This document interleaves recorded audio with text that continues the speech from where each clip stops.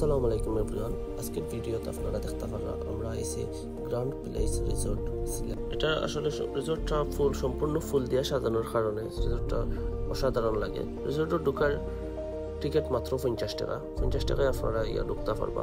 আর রিসোর্টটা আসলে দেখতে খুব সুন্দর। সারা রিসোর্টটা ফুল দিয়ে সাজানো হয়েছে।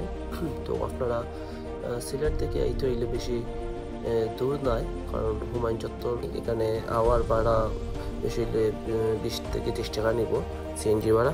তো আপনারা চাইলে দেখতে যাইতে পারেন। এটা আসলে আগে এটা ছিল একটা ডেইরি ফার্ম থেকে এটা একটা ফুলের রাজ্যে পরিণত করা হয়েছে। আসলে উনি যে মালিক এটা ওনার ইচ্ছা শক্তির কারণে এটা হয়েছে।